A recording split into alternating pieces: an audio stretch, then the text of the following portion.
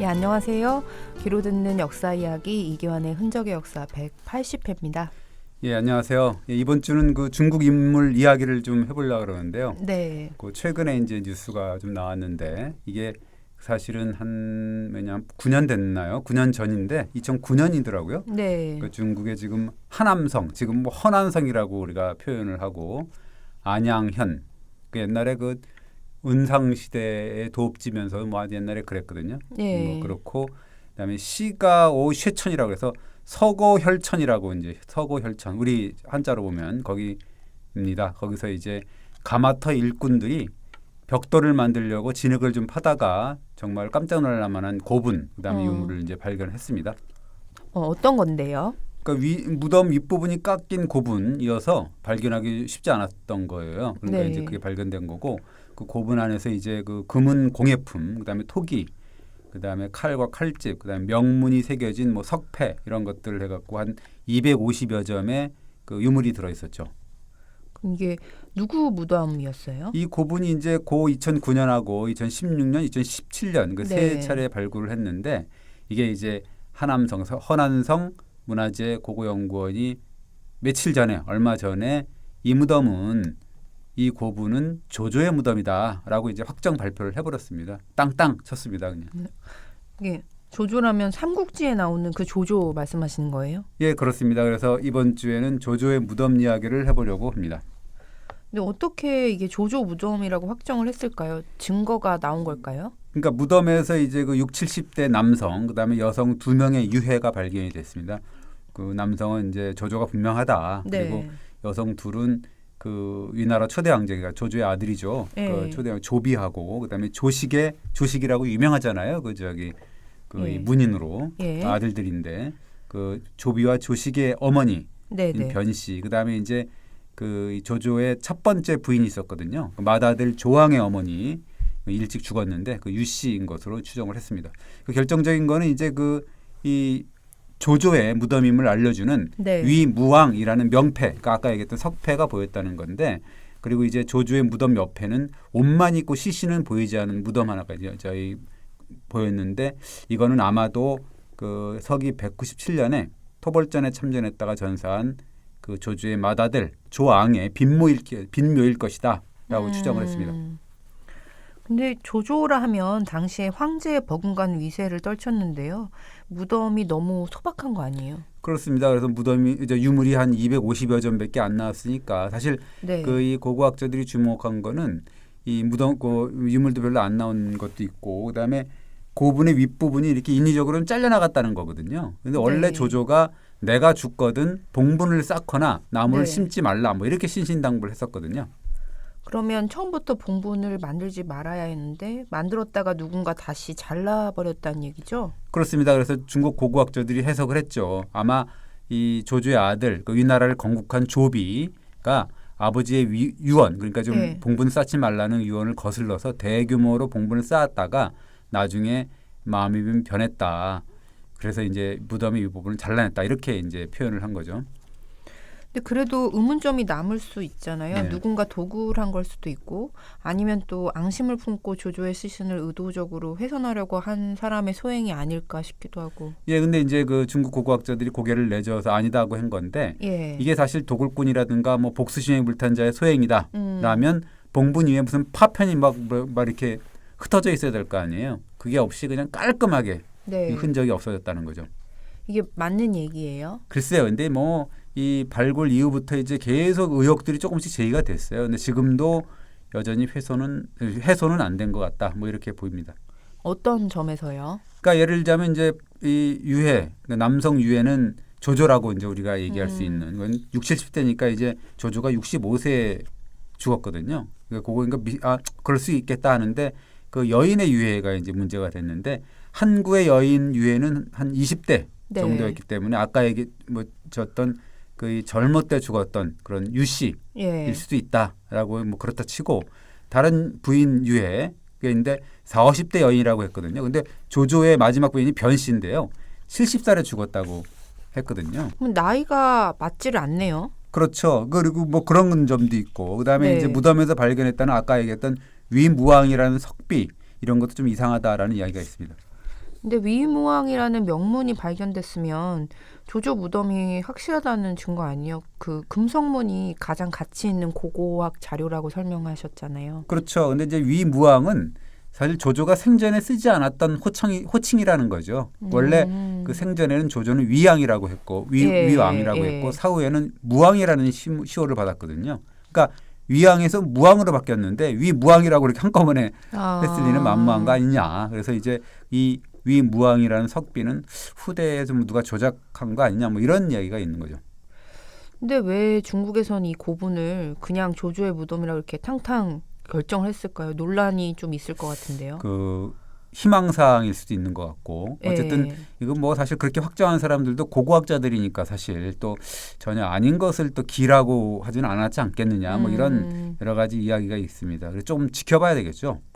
하여간 조조는 조조네요. 또 뉴스의 중심에 이렇게 서잖아요. 그러니까 뭐 생각해 보면 조조처럼 뭐 1800년이 지났는데 그런 평가가 극단적으로 갈린 경우는 사실 드물지 않습니까? 네. 그래서 과연 조조다 이런 생각이 드는데 그 혹시 이마영 기자는 조조의 가짜 무덤 이야기 들어보셨어요? 아니요. 어떤 이야기예요? 그러니까 그거 뭐냐면 조조가 죽기 전에 가짜 무덤을 72개나 만들었다는 얘기거든요. 그래서 네. 이번 주에 다뤄볼 얘기가 이제 그건데요. 이 조조의 가짜 무덤 이야기가 사실 뭐 몇 년이죠? 한 1000년 정도 된 것 같은데요. 네. 진짜처럼 전해져 왔거든요. 그래서 그 이야기를 좀 더 해볼까 합니다.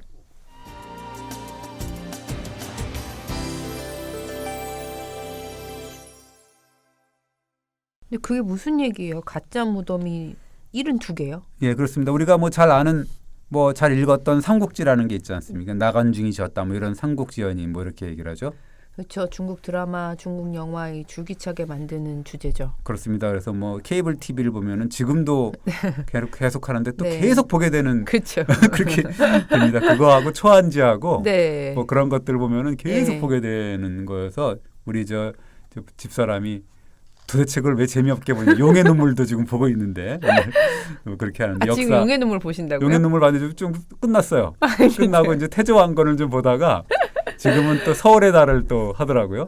서울의 달을 어디서 해요? 그 44번인데 네. 알겠습니다. 지역마다 다르죠. 네네. 근데 하여튼 명품 드라마들 뭐 지금도 뭐 네. 하고 있어 보게 됩니다. 어쨌든 그 이 삼국지 연의를 보면 뭐라고 써 있냐면 조조는 죽기 전에 72개의 가짜 무덤, 그걸 의총이라고 하는 건데요. 네. 가짜 무덤을 만들라는 명을 내렸다. 뭐라 그랬냐면 후세 사람들이 내 무덤이 어디 있는지를 알지 못하도록 해라.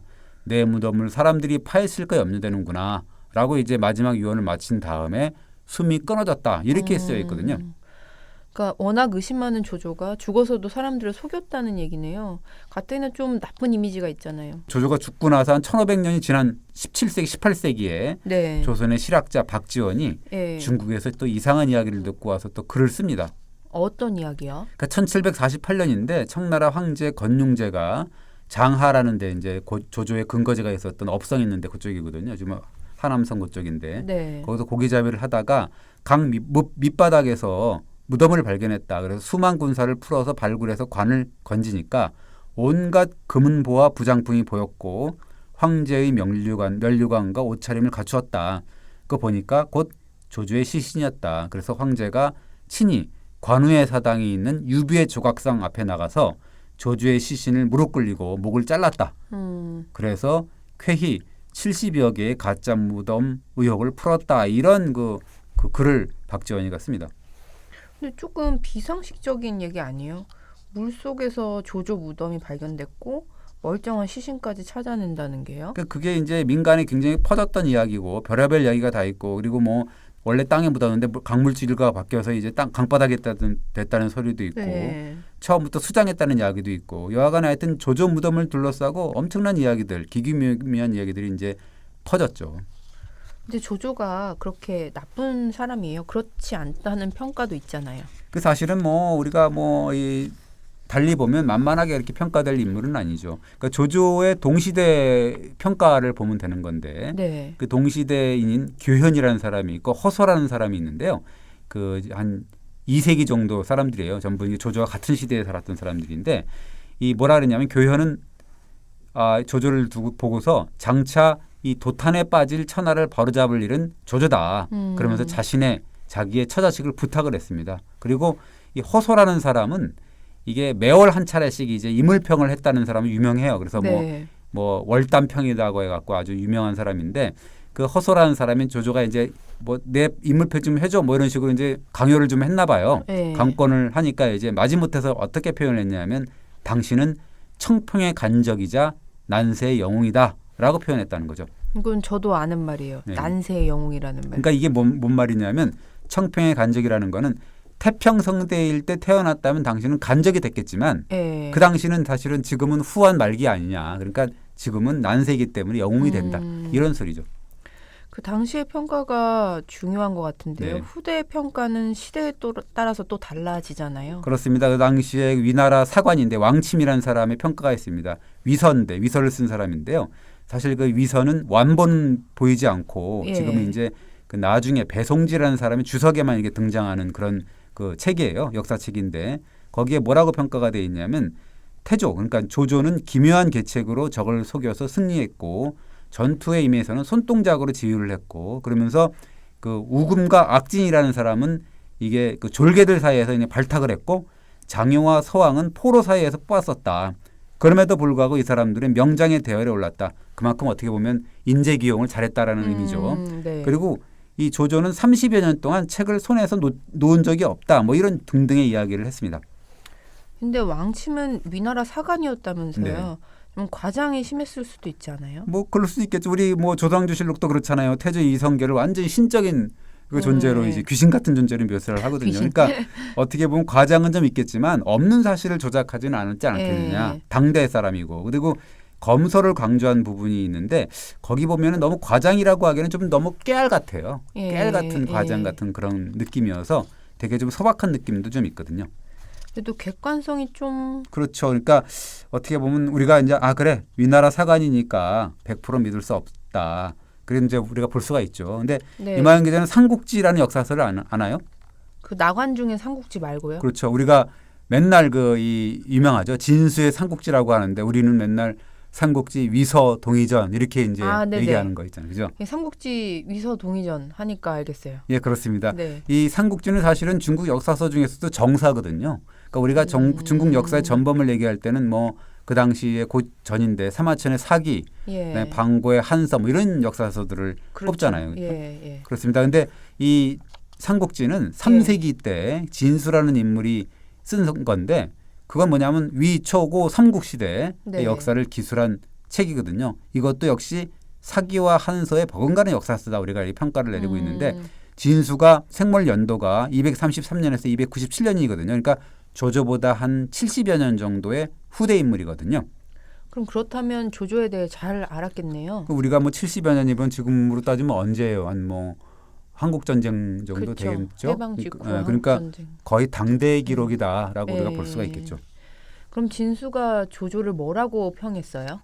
단적으로 뭐라 그러냐면 구구절절이 쭉 나오면서 맨 마지막에 뭐라 그러냐면 조조는 비범한 사람이고 시대를 초월한 영걸이었다라고 이제 극찬을 했거든요. 그러면서 이 조조는 한나라 마렵에 천하가 크게 어지러웠을 때 모략을 운영하여 천하를 호령했고 능력별로 인재를 운영했고 그리고 자기 감정을 절제하고 치밀한 계획을 따랐으며 옛날의 사사로운 원한은 염두에 두지도 않았다. 그리고 이 대권을 장악하고 건국의 위협을 이룬 거는 정말로 총명과 책략이 뛰어났기 때문이다. 라고 아주 극찬을 하죠. 엄청난 칭찬인데요. 그렇습니다. 그러니까 뭐 어떻게 보면 이 조조하고 거의 동시대 인물인데 네. 뭐 이 진수보다 사실 조조를 제대로 평가할 수 있는 사람이 과연 몇이나 있겠느냐라고 할 수가 있죠. 네, 맞는 말씀 같아요. 그렇습니다. 그리고 뭐 진수뿐만 아니라 조조보다 한 예. 100년 뒤의 인물인데 육계라는 사람이 있는데 그 조조를 기리는 제문을 썼는데 뭐라고 썼냐면 조조의 큰 덕은 온 세계를 뒤덮고 해와 달처럼 빛났다라는 뭐 이거하고 치켜 세웠습니다. 근데 조조가 다방면에서 능력을 발휘했다는 말도 있다면서요? 그렇습니다. 뭐 정치, 수완, 책략에만 강한 사람이 아니고 서예와 바둑, 음악에도 이제 일가견이 있었는데 전쟁 중에도 책을 놓지 않았다. 뭐 이런 게 이제 저희 아들 조비가 이제 이렇게 네. 그 얘기한 겁니다. 그러면서 조비가 뭐라고 이제 그 일화를 얘기를 하냐면 내가 아침 저녁으로 아버지한테 그 문안을 드릴 때마다 아버지는 나한테 조용히 말씀하셨다. 야 젊어서 학문을 즐기다가 나이가 들면 이 학문을 즐기는 것도 곧잘 잊는다. 책도 잘 안 읽게 된다. 그 내보니까 나이가 들어서 부지런히 책을 보는 사람은 나하고 원백업뿐인 것 같구나라고 이제 얘기를 했다는 거죠. 원백업은 또 누구예요? 원백업은 당대 예. 박학다식단 인물로 아주 꼽혔던 원소의 사촌형인데 원유라는 사람이 있는데 아. 그 사람을 가리킨다 그럽니다. 근데 좀 느낌이 네. 아빠는 이런 사람이야 이러면서 좀 아들을 가르치는 느낌이 있는데요. 그렇죠. 지금 그렇게 얘기하면 되게 싫어하겠죠. 아버지 옛날에 왕년에 뭐 대단한 사람. 네. 근데 사실 뭐 터무니없는 과장은 아니었고 제가 뭐 아버지는 옛날에 이런 사람이었어 하는데 뭐 말도 안 되는 얘기를 하진 않았을 거 그렇죠. 아니에요. 1등을 했으니까 1등을 했을 거고 예를 들면 그랬을 거 아니에요. 1등은 많이 하셨나 봐요. 1등은 못했습니다.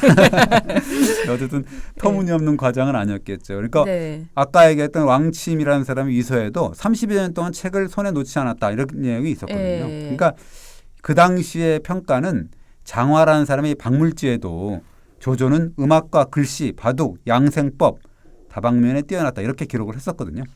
그럼 당대의 평가가 그렇다면 후대의 평가는 어때요? 뭐 물론 뭐 안 입고 한 사람도 있었죠. 그리고 뭐 위나라하고 숙적이던 뭐 오나라 사람들은 아마 싫어했겠죠. 그러니까 네. 뭐 나쁘게 얘기하고 뭐 그랬을 거고 어쨌든 우리가 잘 아는 인물들은 주로 이제 조조를 높평가했다 이렇게 볼 수가 있는 건데 우리가 네. 잘 아는 당태종 네. 이 사람은 또 정관지치라 그래서 태평성대의 상징이잖아요. 근데 조조를 찬양하는 제문을 남기거든요. 뭐라 그러냐면 조조는 뛰어난 재능으로 혼란에 빠진 나라의 기둥이 되었다. 그리고 이 천하를 바로잡은 공로는 앞선 어떤 인물보다 훨씬 컸다라고 이제 평가를 했고 네. 이 개원지치를 이뤘던 당현종 이 사람이 이제 나중에 그 양귀비하고 이렇게 빠지기 전에는 되게 정치를 잘했거든요. 그래서 개원지치라고 하는데 네네. 그 사람은 이 조조를 너무 존경한 나머지 조조의 아명이 아만이거든요. 그 아만을 자기의 별명으로 삼기도 했습니다. 그리고 이제 그 북송의 사마강이 쓴 또 역사서가 아주 불세출의 역사서가 있거든요. 자치통감이라고. 이 사람은 이 위초고 삼국 중에서 이 조조의 그 위나라 그 연호를 네. 사용했거든요. 사마광이 역사책을 쓰면서 위나라 연호를 사용한 의미는 뭐예요? 그러니까 뭐냐면 유비의 총나라나 이 송건의 오나라가 아니라 조조 위나라가 정통 왕조다라는 거를 강조한 거죠. 근데 그렇게 평가받던 조조가 언제부터 희대의 간웅으로 떨어지게 돼요? 그러니까 예를 들자면 이제 그 전에도 이제 부정적인 평가가 있었죠. 그래서 뭐 아주 이중적인 평가를 받았던 네. 사람이긴 한데 이게 이제 위나라가 사실은 이 황제국이 된 다음에 45년 정도의 단명국으로 끝나거든요. 예. 그 다음에 서진, 동진, 남북조 이런 식으로 거치면서 굉장히 중국 혼란에 빠지게 되고 예. 그러면서 이제 위나라가 아닌 촉한, 그러니까 아까 얘기했던 유비의 그쵸. 촉한을 예. 정통으로 계승하는 풍조가 좀 일어나고 아. 또 당나라 초기에 아까 얘기했던 당태종이나 당현종이 그렇게 조조를 좀 높이 평가했지만 예. 말기에 이제 안록산의 난 뭐 이렇게 하면서 당나라가 옛날 촉당으로 이렇게 피난을 가는 그런 상황이 예. 되거든요. 그러니까 촉한 정통령 분위기가 약간씩 살아나게 된 거죠. 하기야 요즘도 인터넷에 봐도 또 선풀과 악플이 공존하니까요. 그렇습니다. 그래서 뭐 그럼에도 불구하고 아까 얘기했던 북송 그 북송이 뭐 960년부터 1127년 정도의 그 이 존속했던 네. 왕조거든요. 사마강이 말했듯이만 어쨌든 위나라의 정통론에 입각해서 자치통감을 또 편찬했잖아요. 그래서 조조에 대한 긍정 평가가 사실 좀 뭐 다수 여론이 아니었나 뭐 이렇게 생각이 드는데 그러다가 남성 시기로 들어오면서 조조하고 위나라 위상이 급전직하를 하게 되는 거죠. 왜 그렇게 돼요? 남성이 사실은 취약한 나라거든요. 그래서 예. 여진족한테 이 중원을 뺏기게 되잖아요. 예. 금나라한테 중원을 그렇죠. 뺏기게 되니까 예. 이제 한족이라는 게 한나라 그걸 의미하잖아요. 그러니까 한족이라는 거는 우리는 한나라를 예. 정통으로 삼는다라는 그런 의미잖아요. 그렇죠. 그러니까 한족의 애국심이 발동이 된 거고 그러다 보니까 조조하고 위나라는 타도의 대상처럼 이제 되게 되는 거죠. 그리고 더군다나 이게 주돈이 뭐 정호 정희 형제를 계승해서 이제 성리학을 집대성한 사람이 있죠. 주자학이잖아요. 예. 그 시대에 이르면서 도가 더욱 심해진 거죠. 근데 성리학, 이 주자학하고 조조가 무슨 상관인데요? 그러니까 뭐냐면 조조는 이 정통인 한나라의 그 마지막 황제 헌제를 향한 충성심이 모자라서 겁박을 했고 예. 그다음에 백성들을 또 혹독한 법으로 다스린 각박한 지도자다라고 폄훼를 하게 된 거고 반면에 이제 촉한의 유비는 충군의 표상이다라고 하면 이제 촉한 정통령이 부각이 된 건데 네. 요때 바로 이제 조조의 72개 가짜 무덤설들이 막 나옵니다. 이게 어떻게 보면 조조를 깔아뭉개려고 가짜 뉴스가 퍼진 걸까요? 그러니까 이게 어떻게 그 가짜 뉴스가 퍼졌는지는 모르겠죠. 그러나 예. 이 당시에 그 남성 시대죠. 아까 얘기했던 그 유흥부라는 사람이 지었다는 조조 의총, 조조의 가짜 무덤 시가 실려 있거든요. 네. 거기 보면 이렇게 나옵니다. 조조의 72개 가짜 무덤은 장하에 있다. 그러면서 이제 남성 유흥부가 시를 지었는데 예. 살아서는 하늘을 속여 한 나라의 통치를 끊고 죽어서는 사람을 속여 가짜 무덤을 만들었구나. 사람이 살아서는 지혜를 사용하고 죽어서는 그 지혜를 사용하는 걸 그만둬야 되는데 예. 어찌하여 남은 기술을 가짜 무덤을 쓰는데 썼느냐라고 이제 그 시를 지은 겁니다. 근데 조조를 완전히 조롱한 거네요. 그러면서 이제 뭐라 그러냐면 나는 무덤을 찾을 방법이 있다. 당신이 아무리 가짜 무덤을 만들어도 예. 그 당신은 모를 것이다. 72개 무덤 다 파면 다 그 중에 하나 있을 거 아니냐라고 이제 얘기를 했죠. 근데 그 당시에 이미 가짜 무덤 얘기가 민간에까지 널리 퍼졌다는 얘기네요. 그렇습니다. 그런 이야기들이 민간에 퍼지고 예. 그 이제 그 이 나간중만 해도 그 되게 민족주의자였거든요. 그래서 네. 이 민족주의자 입장에서 촉한 정통론의 입장을 견지를 했고 그다음에 이제 청대에 들어와 가지고 이 나간중의 작품도 또 3분의 1이나 또 개작을 하거든요. 이게 청나라 때 모성산 모종강 부자가 이제 개작을 하는데 그러면서 우리가 아는 삼국지연의가 이제 만들어지게 되거든요. 거기에 이제 충실히 반영이 된 거죠. 근데 진짜 가짜 무덤을 조성했는지도 모르잖아요. 사실 그렇지는 않은 것 같아요. 사실 조조가 생전에 굉장히 검소했다라는 이야기가 예. 그 북송대에 편찬했던 태평어람 이런 데 이제 제왕들의 행동 지침 형태로 잘 나와 있거든요. 뭐라고 나와 있냐면 나는 조조는 곱게 꾸민 상자를 좋아하지 않는다. 대나무로 엮어 명주, 배, 그다음에 거친 배로 안팎을 썼다. 그리고 옷가지와 이불은 좋기 10년씩 된 것들이다. 나무 뭐 해마다 풀어서 빨고 기웠다. 이렇게 얘기를 하면서 누가 언젠가 한 번은 얼룩무늬 비단신을 주어서 할 수 없이 받았는데 그거를 가족한테 주었다. 그랬더니 식구들이 그 신발이 떨어질 때까지 신었다. 그 다음엔 안 신었다. 이런 식으로 아주 깨알 같은 이야기를 하거든요. 검소하다는 게 너무 구체적인데요. 그렇습니다. 그러니까 없는 사실을 있는 것으로 꾸몄다고 하기에는 너무 깨알 정보, 그러니까 좀 사소한 거잖아요. 그렇죠. 그러니까 하려면 좀 세게 하든가 과장도 그죠? 네. 그렇잖아요. 그 당시 아까 얘기했던 위서에도 등장을 하게 되는데 뭐냐면 네. 조조의 검소함이 절약과 검소가 몸에 배어서 화려한 것을 좋아하지 않았다. 그리고 후궁들한테도 비단이나 수놓은 옷을 입지 못하도록 했고 곁에서 모시는 시종들마저도 2가지 색을 수놓은 신발은 신지 못하도록 했다. 그리고 이불도 실용성을 강조했다라고 하면서 옛 제도를 따라서 장례를 지내는 것도 번거로운 일이니까 내가 죽으면은 겨우 이제 뭐 내상자의 분량만 미리 만들어라 뭐 이런 식의 얘기를 했다는 거거든요.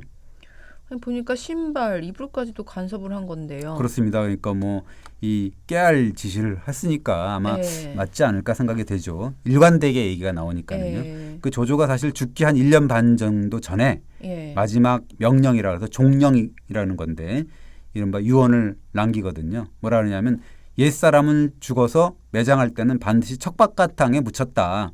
그대들은 내가 죽어서 묻힐 무덤을 뭐 서문표의 사당 언덕 건너편에 만들어라. 그리고 언덕 높이 무덤을 그냥 그렇게 쌓고 봉분을 쌓거나 뭐 크게 만들거나 나무를 심거나 그러지 마라. 그리고 이 나와 같이 동고동락했던 이 신하들 그다음에 네. 여러 장수들 이런 자들 가운데서 공로가 있는 사람들 무덤을 또 내 무덤 옆에 같이 써라. 묘역이 비좁아도 다 받아들여라. 이렇게 이제 삼국지에 나오는 내용입니다. 유언에 등장하는 서문표는 누구예요? 이 사람이 이 전국시대 위나라 사람이에요. 그러니까 한참 앞선 사람이죠. 근데 얼마나 훌륭한 사람인데 조조가 서문표 사당 맞은편에 무덤을 조상화하라고 한 거예요? 이 사람이 누구냐면 그 조조의 근거지였던 아까 얘기했던 업성 거기에 네. 수령으로 이제 부임을 하거든요. 전국시대 때. 근데 그 당시에 그 고을에 엄청난 사람 제사가 해마다 펼쳐지고 있었다는 거죠. 사람 제사가 뭐예요? 뭐냐면 이제 그 마을 무당 할멈하고 네. 그 마을 원로들이 해마다 처녀 한 사람씩을 강물에 던지는 행사를 했다는 거예요. 네. 무슨 뭐 이 하백이라면 강물의 신이잖아요. 그래서 네. 하백의 신부감을 해마다 바쳐야 되니 뭐 그래야 강이 노하지 않니 뭐니 이런 식으로 했다는 거죠. 아이고 참 어이없는 일이 벌어졌을 텐데요. 더듬을 정도로. 네. 그래서 그 서문표가 어떻게 했어요? 그러니까 이제 처녀 제삿 날이 돌아오니까 이 처녀를 제물로 바칠 처녀를 보고 한번 내 앞에 와보라 하고 딱 보고 예. 아, 얼굴이 너무 못났구나 예. 라고 얘기를 했다는 거예요. 그러면서 무당 할멈한테 불러갖고 야, 이 처녀는 하백한테 바칠 얼굴이 아니야. 너무 못생겼어. 그러니까 당신이 좀 가서 예. 조금만 며칠만 기다려달라 그래. 예쁜 여자를 골라서 내가 보낼게 하면서 예. 그 이제 이 무당 할멈을 강물로 싹 쳐내버렸다는 거죠. 그게 어떻게 됐어요? 무당 할멈이 물에 빠져서 못 나올 거 아니에요. 예. 그러니까 이제 서문표가 그 이 할멈의 제자들도 있을 거 아니에요. 그러니까 야, 너네 할멈 왜 안 나오는 거야, 스승? 네. 네가 한번 가봐. 그러고서 계속 하나하나씩 그냥 다 강물로 밀어넣었다는 네, 거예요. 네. 근데 나중에는 그래서 3명이 보냈는데도 안 오니까 그 마을 원로들까지도 한 사람씩 다 그냥 발로 차 버렸다는 거죠.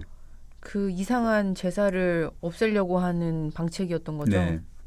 맞죠? 그렇죠. 그러니까 마을 사람들이 부들부들 떨었을 거 아니에요. 그러니까 네. 이제 제발 좀 이제 좀 안 할 테니까 좀 그만 좀 하세요라고 했을 거 아니에요. 네. 그래서 그 마을 그 진짜 말도 안 되는 천녀 제사가 끝났다는 거거든요. 그래서 어쨌든 이 서문표라는 사람은 정말 뛰어난 기지로 그 선정을 베풀었던 정말 모범 목민관이죠. 네. 그러니까 조조가 이 서문표를 롤모델로 삼은 거예요. 네.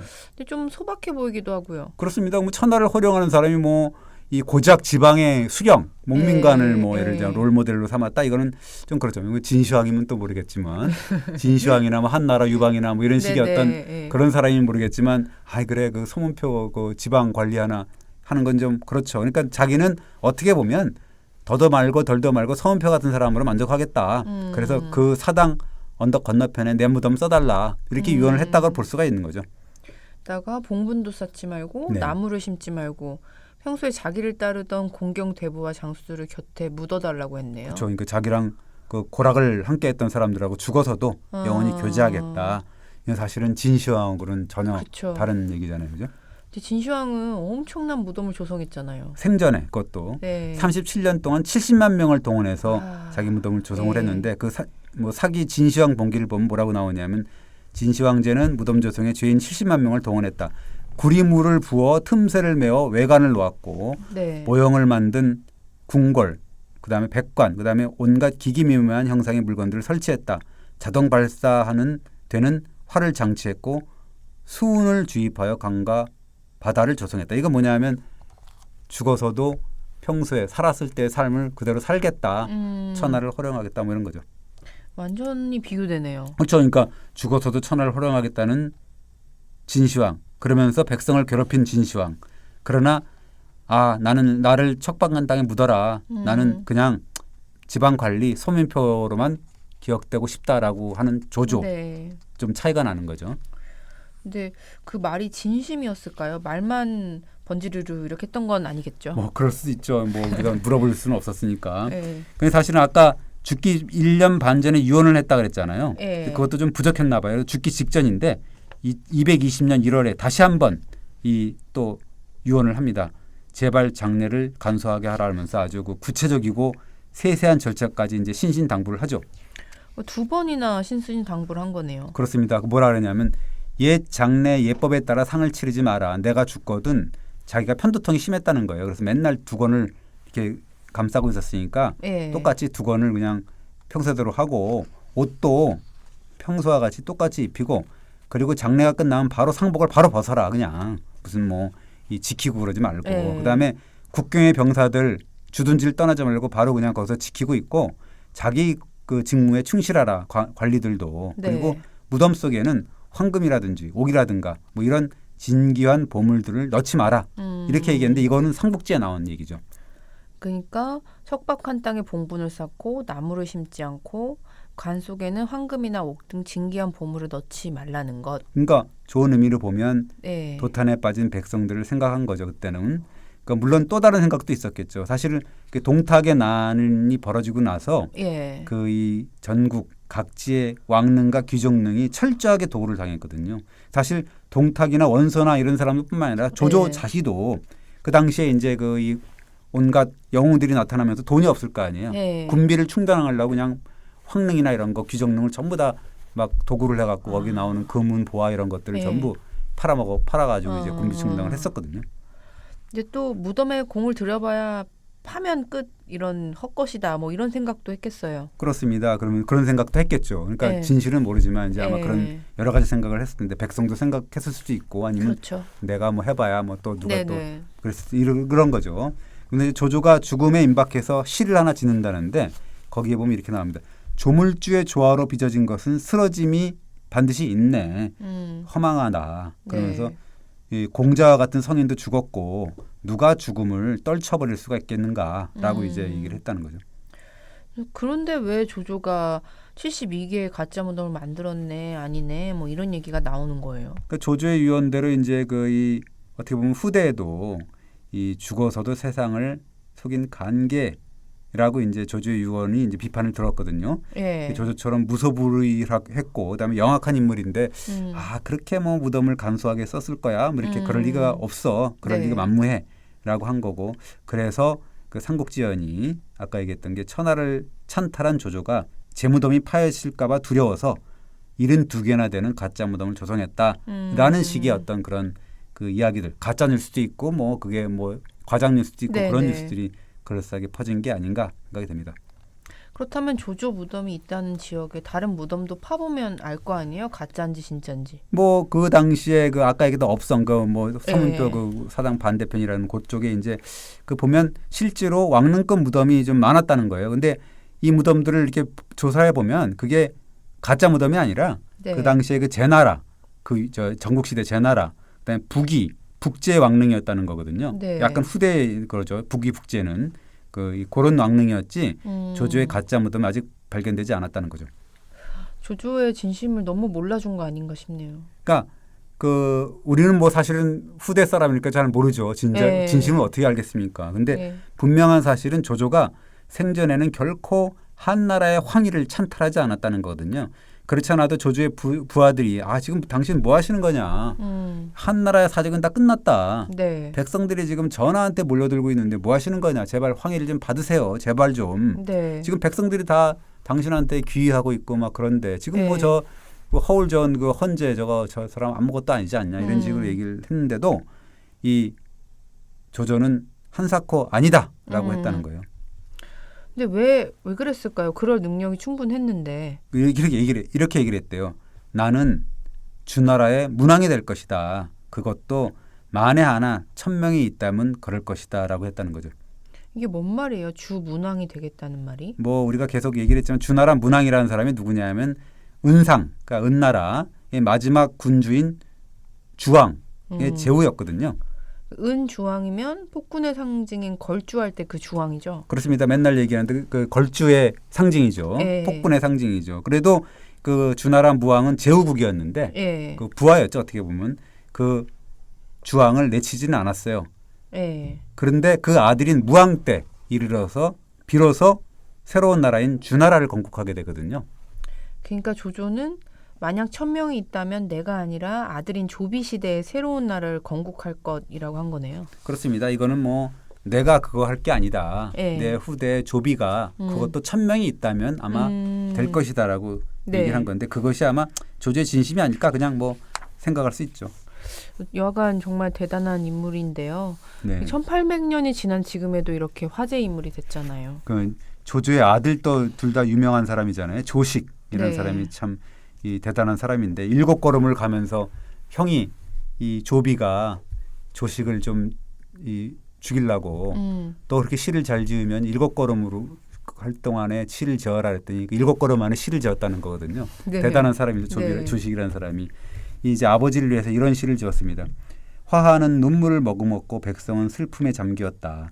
혼백은 떠나갔고 공우는 빈을 내고 육신 붙였지만 이름은 드날린다라고 하면서 이제 아버지를 기렸다는 건데 지금도 이제 그런 거죠. 가짜 무덤이 사실 그 동안에 1000년 이상 이제 논란을 일으켰거든요. 네. 다시 지금 무덤이 발굴이 됐다는데 또 다른 가짜 논쟁이 지금 벌어지고 있잖아요. 그러니까 예. 육신은 붙였지만 이름은 지금도 드날리는데 어떻게 보면 아들의 시처럼 드날리는데 네. 되게 그 논란이 많은 그런 인물인 건 맞는 것 같아요. 그래서 네. 앞으로도 이 논란이 계속되지 않을까 생각을 하면서 이 시대의 논란의 주인공 이 조조에 대해서 한번 오늘 이야기해봤습니다. 감사합니다. 네, 감사합니다.